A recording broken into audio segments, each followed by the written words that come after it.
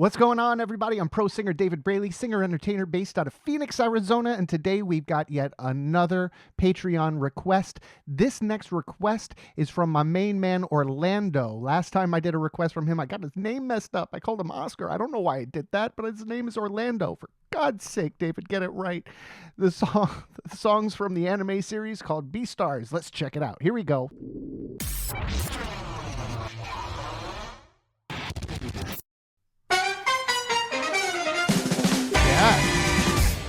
Woo.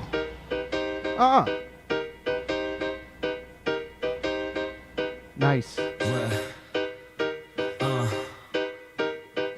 All right, like fusion.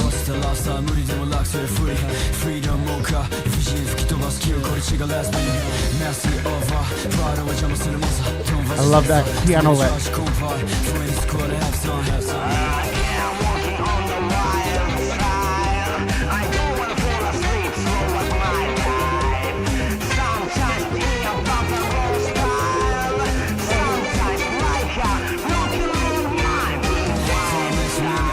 Yes!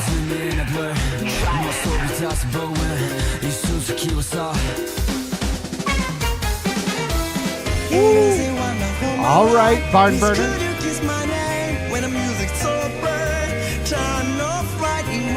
Great tone. Listen to that bass line just laying down quarter notes. Beautiful.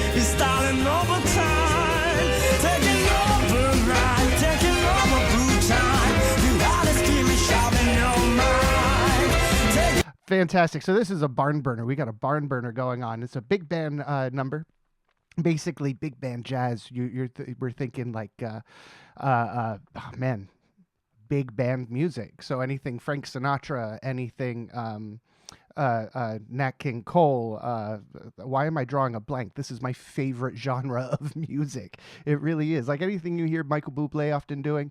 Michael Bublé loves taking old jazz standards and turning them into newer songs.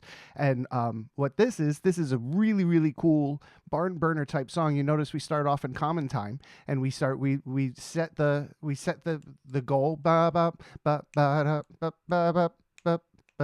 Whatever that piano montage is, that really nice piano lick, bass line laying it down nice and thick, and then all of a sudden, boom, cut time, and we get into that what seems like the vocals get slower, but the music itself kind of speeds up at double times, and it really, really, really creates this illusion that the song is going from slow to really fast to really slow to really fast, when in reality it's keeping the time marker. The time marker stays the same. It just cuts the timing in half, so it feels like you're being shot out of a cannon. I love that effect. I love what it does. I love what it does to the music. I love what it does to the feel of the music, and it really, really sits. So I'm going to rewind a little bit back here so we can get to the point. Hopefully we can hear where the barn burner starts kicking in.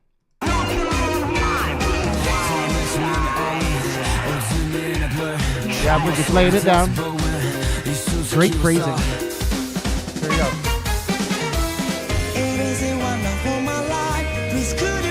See, we haven't changed the time.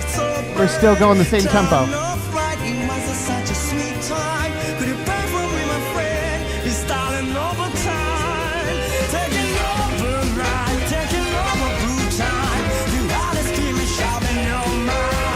Yes.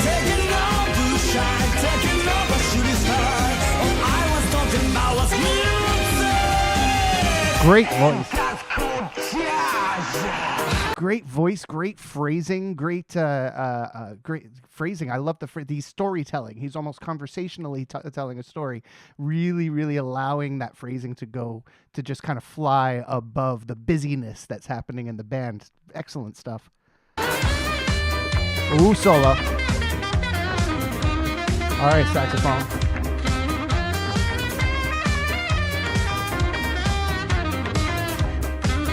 Is that like an ionic?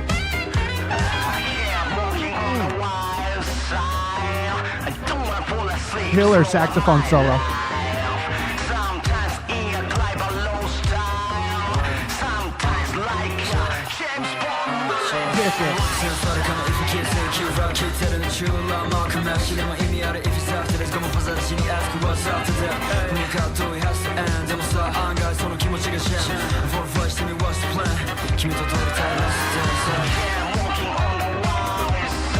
Yeah. I love the patch that he has over his voice. It almost sounds like a loudspeaker, like he's screaming it into a loudspeaker. Really works. It's such an odd juxtaposition to listen to a rap style on top of like a barn burner big band tune. The actual chord progression is basic, which is really kind of nice because it allows that saxophone to have a really kind of a poppy solo, and it also allows the vocalist to make the melody line a little bit more poppy, which and then allows a nice bluesy horn line to pop in and out. So really rounds up this juxtaposition. It really kind of encapsulates it. It's nice.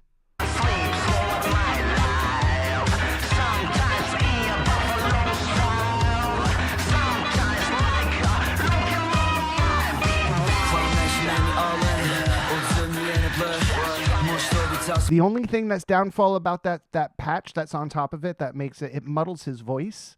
It makes him sound like he's screaming in a megaphone. It muddles his voice a bit. So I'm not certain of what he's saying. I'm not getting the lyrics, but that's okay. There's different styles, right? That's why you have the lyric sheet somewhere. If you're interested enough to know lyrics, you could follow it online. You could follow it on the lyric sheet, on their website, whatever it may be. But that is just one thing that I'm noticing is I could hear him say wild side because he's really wild side, really, really pushing that out. But I'm having a hard time picking up some of the other things he's saying. That's the only thing I think that I'm noticing that's a little bit like, I wonder. The rap, I love his rhythm over the background music. I think it just fills all the holes. It fills the spot, and it sits comfortably. He's not reaching for anything. It sits comfortably within the music.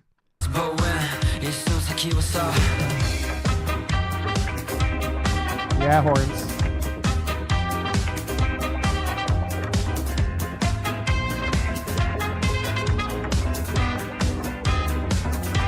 Yeah.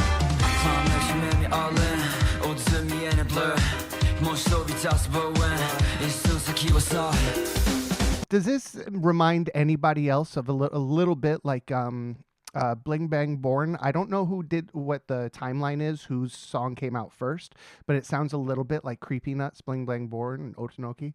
Really, really similar feel, that upbeat sort of jazzy tempo with a rhythm rap background beat on top of it. It works.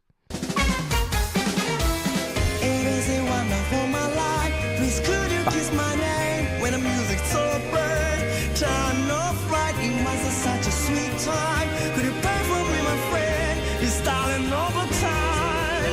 Taking over right, taking over blue time. You had a screaming shout in your mind. Taking over shine, taking over shooting star. All I was talking about was music.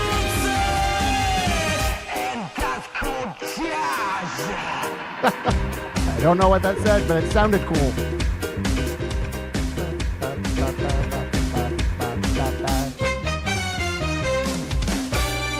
Yes. Oh, great ending. Bow. Bow. I love that. Bow. Really, really cool ending. Cool song, man. I didn't expect this. When I was first looking at the poster, I mean, you could see the poster.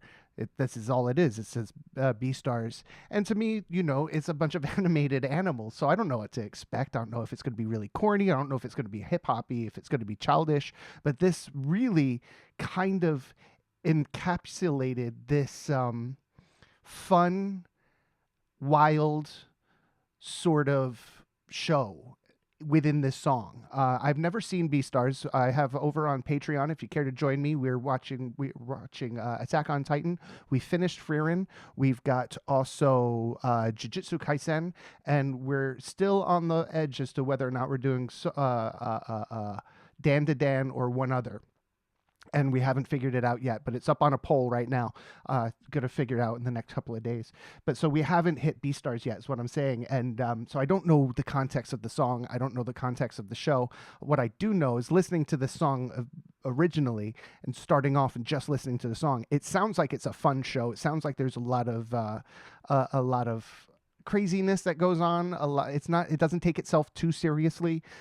It's kind of it's happy and it's funny, and there's a lot of hijinks, I think, going on. That's just what the music kind of gave me. Like it's not a super serious anime series, but it's fun. It's fun to watch. It's entertaining, and it lots of hijinks ensue.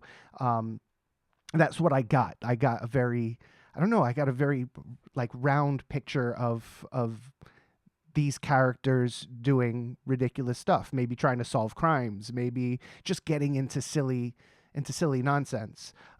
Could be anything as simple as just like a group of friends sitcom type anime series to solving crimes and all this sort of stuff kind of series. And it definitely, the opening number definitely holds this. It makes me interested in listening to and watching the show. I dig the Barden Burner format. That makes me laugh. That makes me happy. I love it when people use old school music and just kind of polish it a little bit and put it into a nice new spin with rap and with R&B. I love that mix, that juxtaposition between the two, because you don't think they would go together. You listen to Frank Sinatra, you listen to Eminem, you're like, no, these two shall never cross. Like, they're not put together. But then all of a sudden you get somebody with that creative brain that can hear the rhythm lines in the bass line and can just meld these two worlds together. And this is something that we get, something like Wildside from Ali. I really dug it, guys. I hope you did too. Until next time, I'll catch you all on the flippity flop. Cheers, guys. Bye.